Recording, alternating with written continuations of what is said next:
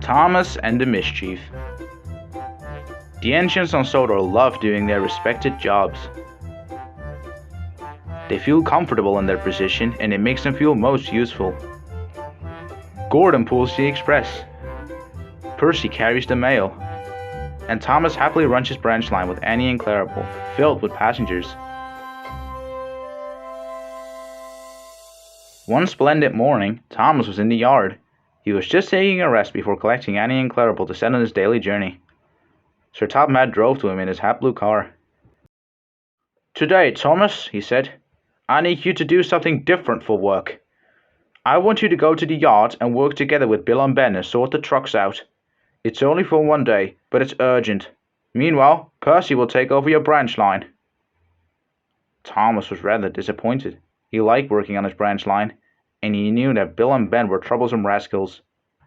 "Please, sir, can I have my branch line back afterwards?" "Like I said, you can. But first, you must complete the job at the yard. And don't forget to keep Bill and Ben in order." Thomas was unhappy, but he didn't want to disappoint Sir Topham Hatt. Soon Thomas was on his way to the yard. He hoped Bill and Ben hadn't arrived yet, so he had some free time for himself. But when he chopped into the yard, he saw that Bill and Ben were already waiting for him, with cheeky smirks on their faces. "Hello," said Bill. "Can't wait to work," said Ben. Both twin engines laughed melancholy. Hello," said Thomas softly. "Let's get to work, shall we? We must get the job done." "Sure thing." Bill and Ben winked. Thomas knew that could mean trouble, but he was determined to keep them in order as much as he could. Thomas was soon working hard, but Bill and Ben were only up to mischief. Bill blocked Thomas's line. "Out of my way," said Thomas. "How about now?" And Bill set off, leaving the trucks there. Next, Thomas was about to push some trucks, when Ben sneaked behind and gave a loud whistle. "Whoa!" Thomas was jump scared and he bumped the trucks. They biffed and clashed and bashed into the siding, and their load spilled out. Thomas knew that no work would be getting done as long as he had to work with the twins. "They're only up to mischief," he thought. "I should get away from them." So Thomas puffed up to Bill and Ben, completely done. "I'm not working with you two anymore," he said. "You're much too troublesome. I want to do my work." And he scoffed off angrily, leaving Bill and Ben in the yard. Soon Thomas was puffing through the countryside. He didn't want to work with the two twins ever again. He just wanted to go to a siding and seek some peace for himself. Finally, he stopped at a siding and waited until the day was over. He had never felt so miserable. "I'd rather stay here all day and night than working with these two rascals again," Thomas puffed to himself. It had been a whole hour since Thomas was in the siding. He felt miserable and cold. Maybe I should go back. Sir Topham Hatt tasked me to, after all. Just then, Sir Topham Hatt drove in his hat blue car, and he was not happy when he saw Thomas in the siding.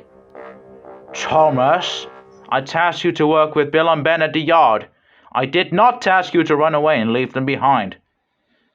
But sir, I don't want to hear it, Thomas. Go back to the yard right away and make them work." Thomas knew there was nothing else to bring in, so he had to set off back to the yard. Unhappily doing so, he still centered off. Thomas wasn't looking forward to going back to the yard. He knew Bill and Ben would play these games again, and it just made him unhappy. "I wish Sir Topham Hatt would give me a better job or actually listen to me," he thought to himself.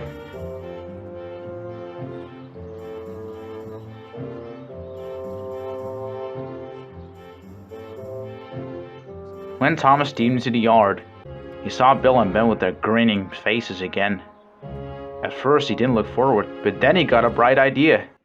"Hey Bill and Ben," he said, "I'm back, and I'm going to pull the greatest prank ever." and I need you two's help. Oh, a prank. We like that, Thomas. The twins listened with open ears and excitement. I'm going to get something first, tooted Thomas. Then the prank will go in action. And Thomas steamed out of the yard. Now Thomas's plan was to find Sir Topham Hatt and make them confront the two engines. He looked all around the island. Finally, he saw Sir Topham Hatt in a signal box talking to his signalman about the controls. Sir, I need your help. Whatever is the matter, Thomas?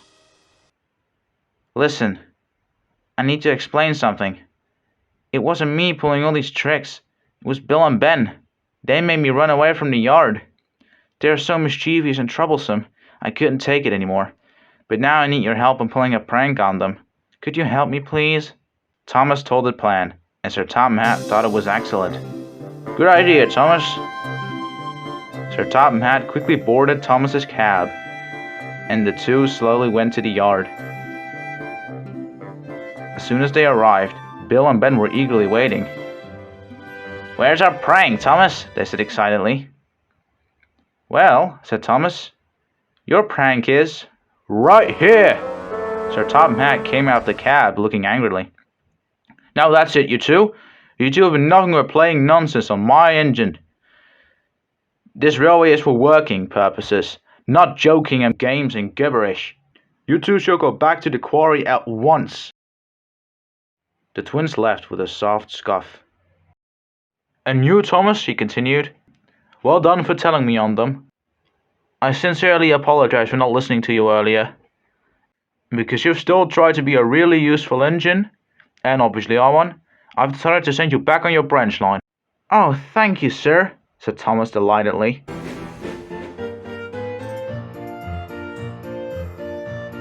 Thomas was back on his branch line, and he enjoyed it the very most.